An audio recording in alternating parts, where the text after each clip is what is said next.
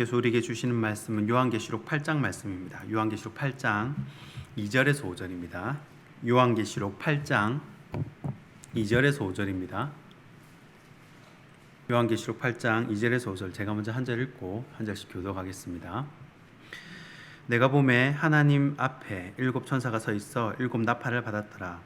또 다른 천사가 와서 제단 곁에 서서 금향 많은 향을 받았으니 이는 가요 보자 금제단에 드리고자 합니다. 향연이 성도의 기도와 함께 천사의 손으로부터 하나님 앞으로 올라가는지라. 천사가 눈을 가지고 제단에 불을 담아 땅에 소돔에 우리와 음성과 번개와 지진이 나더라. 아멘. 하나님 말씀입니다. 네, 오늘 요한계시록 5번째 시간입니다. 14만 4천의 진짜 의미라는 제목으로 말씀을 나누도록 하겠습니다. 자, 오늘은 7잇 환상이 끝나고 7 나팔 이야기가 시작되는 장입니다. 지금까지 스토리를 살펴보면 요한계시록 1장은 이제 서론이고요. 2장과 3장에서 7 교회 이야기가 나옵니다. 그리고 4장과 5장에서는 계시록 전체의 서론이 되는 하늘의 예배 부분이 나옵니다. 자, 하늘의 예배이긴 하지만 4장의 초점은 하나님이고요. 또 5장의 초점은 어린 양 되신 예수님입니다. 그 다음 6장부터 오늘 본문 8장 1절까지가 7인 환상입니다. 7인.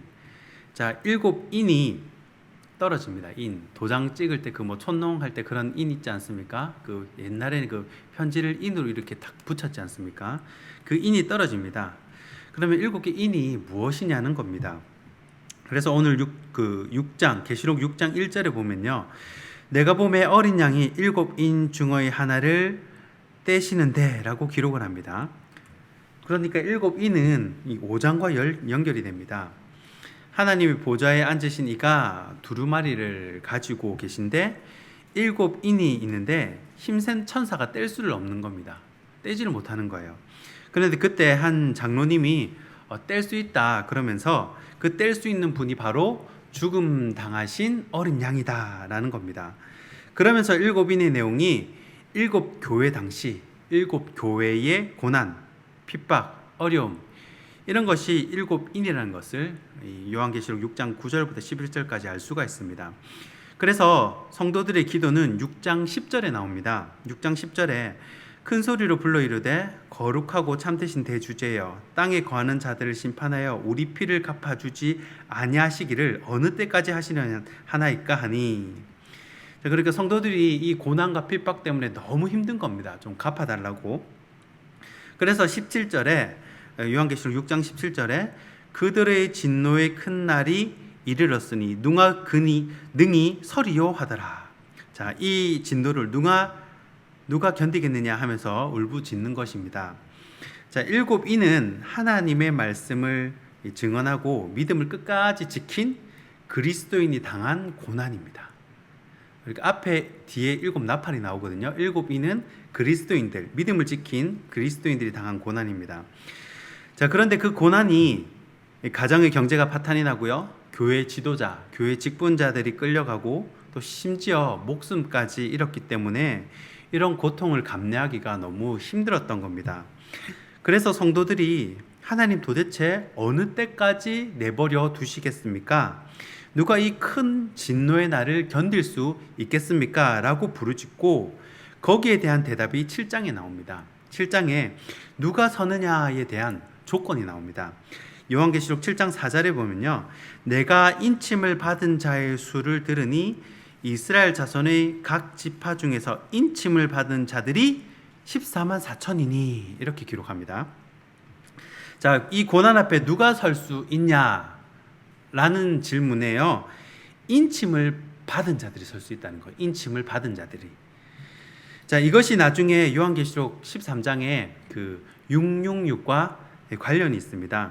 제가 초등학교 다닐 때 이 666 이야기를 정말 많이 들었습니다. 그래서 그때 막 이제 물건 살 때 이렇게 일자로 막 표시된 바코드 있지 않습니까? 그걸로 이제 띡 찍는 걸로 좀 바뀌는 그 과도기 시절이었거든요.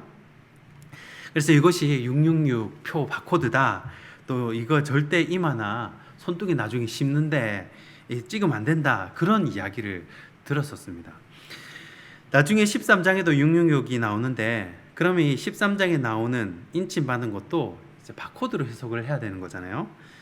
이 큰 진노의 날에 누가 서느냐라는 질문에 이마트 계산할 때 찍는 바코드를 이마에 붙인 사람이 설 수 있다. 이렇게 결론이 나오는 겁니다. 그죠? 말이 안 되는 거죠. 성경을 왜곡시킨 겁니다. 한 구절만 탁 떼가지고 상황에 우겨 넣은 것이죠. 전체 성경 문맥을 보면요, 인침을 받은 사람이 있다는 것인데 인침을 받은 사람의 수가 몇 명이냐? 14만 4천이라는 것입니다. 그래서 여호와의 증인, 몰몬교, 신천지도 이 14만 4천이 진짜 수라고 믿는 겁니다. 그래서 14만 4천 중에서 몇 자리가 남았으니까 빨리 자리가 차기 전에 빨리 오라는 겁니다. 얼른 오라고요. 몇 자리 남겨놨다고 빨리 오라는 거죠. 그런데 이 숫자가 사실은 상징입니다. 한국 사람들이 이제 가위바위보 할 때 몇 판을 하면 이제 공정하다고 생각을 합니까? 3판을 하면 공정하다고 생각을 하죠. 중국 사람들이 생각하는 행운의 숫자, 중국 사람은 어떤 숫자를 가장 좋아하냐? 이 8을 굉장히 좋아합니다. 그래서 이 자동차도 이 8888 이 번호가 엄청 비쌉니다. 미국은 또 이제 13이 불길한 숫자죠. 그래서 13일 밤에 금요일 이렇게 하면 굉장히 13은 안 좋은 숫자로 여깁니다. 우리나라는 4가 안 좋은 숫자죠. 그래서 어떤 건물은 4층을 F로 대신 쓰기도 합니다. 이스라엘에도 숫자에 대한 상징이 있습니다. 3은 성부, 성자, 성령, 이 하늘의 숫자고요. 4는 땅의 수, 동서남북, 땅을 상징합니다. 땅과 하늘이 합쳐서 이스라엘에게 7은 완전한 숫자가 되는 겁니다. 12에도 의미가 있는데요. 이 구약이나 신약이나 이 12의 의미는 같습니다. 이 구약에 있어서 이스라엘은 몇 지파였습니까? 12지파였습니다. 그리고 신약에 있어서 예수님의 제자들은 몇 명이었습니까? 12명이었습니다. 그래서 12는 하나님의 백성들을 상징합니다.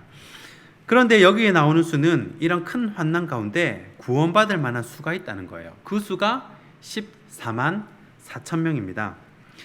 이것은 144 곱하기 1000 이렇게 하면 14만 4천이 나옵니다. 144 곱하기 1000. 이 144는요, 구약의 12 곱하기 또 신약의 12, 144입니다. 이 144는 상징인데 이 144가 요한계시록에 여러 번 쓰입니다. 나중에 보면 요한계시록 22장에도 성곽의 높이가 144 이렇게 나옵니다. 그래서 그때 말하는 이 144도 성곽의 높이가 정확하게 이 144규빗이라는 것이 아니라 이런 144나 1000이나 아니면 7이나 10 이런 숫자는 이 상징을 나타냅니다. 요한계시록에 나오는 숫자는요, 문자적인 의미보다 상징으로 해석을 해야 한다는 것입니다. 12 곱하기 12가 144면 14만 4천은 무엇을 의미하느냐라는 것이죠. 바로 이 14만 4천은 하나님 백성의 충만한 숫자를 의미합니다. 정확히 문자적인 숫자가 아니라 하나님의 백성을 의미하는 것으로 생각하시면 됩니다. 단 조건인데 그 조건이 뭐냐? 바로 인침을 받아야 한다라는 것입니다. 인침을 받아야 한다. 그 사람들이 나와서 하나님을 찬양하는 장면이 나옵니다. 7번째 인 끝에 성도들의 기도가 나오죠.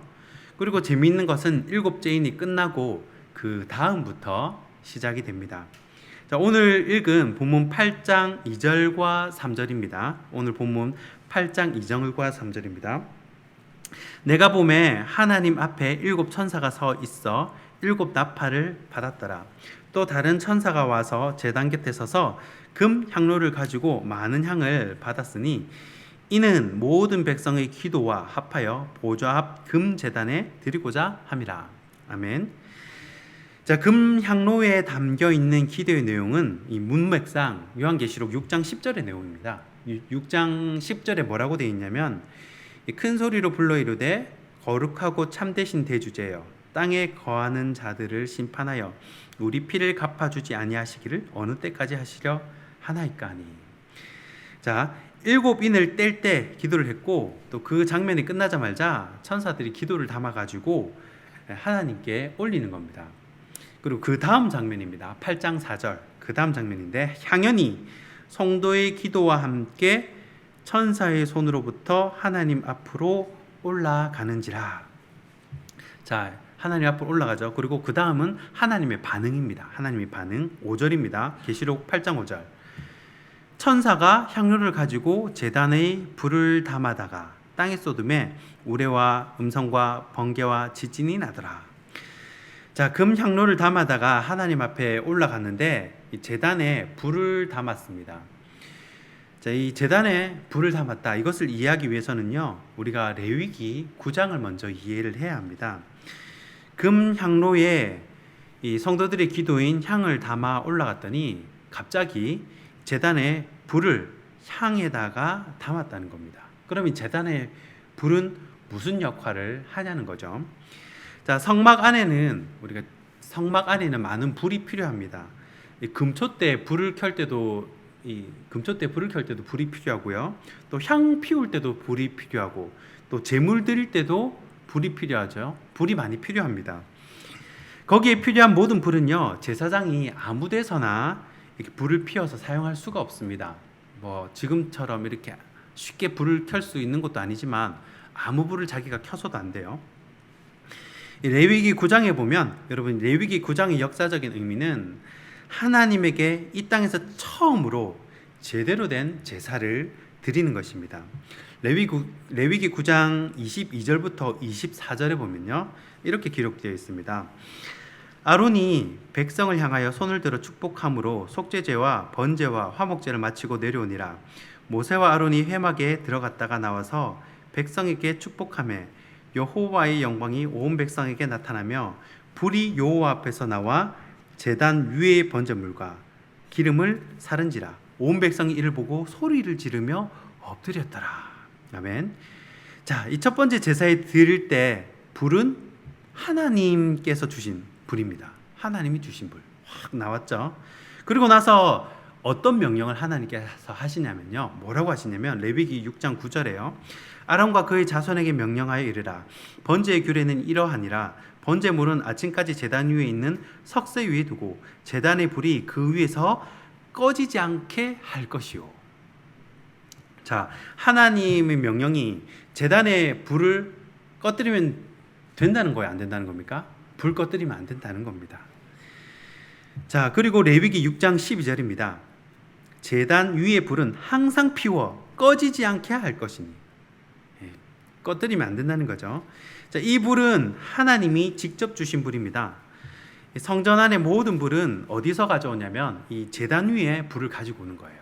모든 성전에 사용하는 불은. 만일에 이 제단에 있는 불 이외의 것을 가지고 오면요, 죽습니다. 그 제사장은 죽게 돼요. 그 장면이 레위기 10장에 나오죠. 레위기 10장 1절 2절에 이 아론의 아들 나답과 아비후가 각기 향료를 가져다가 여호와께서 명령하지 아니하신 다른 불을 담아 여호와 앞에 분향하였더니 불이 여호와 앞에서 나와 그들을 삼킴에 그들이 여호와 앞에서 죽은지라. 자, 다른 불을 가져오면 안 된다는 겁니다. 자, 성막 안에서 사용되는 불은 어디서 가져야 하냐면 제단불, 제단에서 가져야 되고, 그 불은 꺼뜨리면 안 된다는 거예요. 항상 불을 피워놔야 된다는 거죠. 여기서 이 제단불 기도회, 어떤 교도회에 보면 무슨 제단불 기도회라잖아요. 그 유래가 바로 여기서 비롯된 겁니다. 자, 그러면 다시 요한계시록으로 돌아오겠습니다. 자, 7개 인을 뗍니다. 자, 7개 인은 교회가 당하는 환난과 핍박이라 그랬어요. 굉장히 그 도미티안 황제로부터 굉장히 심한 이 박해와 고난을 받았죠. 그때 이제 기도를 드립니다. 그러니까 7개 인이 끝나자마자 이 천사가 기도를 금 향로에 담아서 제단에 불을 가지고 향로에 담겨 있는 이 모든 기도를 불살랐다는 겁니다. 자, 구약에서 제사를 드릴 때 완벽하게 다 타지는 불사름은 하나님이 들으셨다는 것을 의미합니다. 자, 이것은 가인과 아벨의 제사를 보면 금방 알 수가 있습니다. 이 제단에 있는 제물이 타다 말면요, 하나님이 들으시지 않는 것입니다. 그러나 제단에 있는 것이 다 타면 하나님께서 받으신 것입니다. 그렇기 때문에 제단의 불은 하나님이 주신 불이라 그랬죠. 하나님이 주신 불, 곧 성령을 상징합니다. 자, 오늘은 여기까지 하고요. 내일 새벽에 이어서 이 말씀을 나누도록 하겠습니다. 기도하겠습니다. 하나님, 성도들의 부르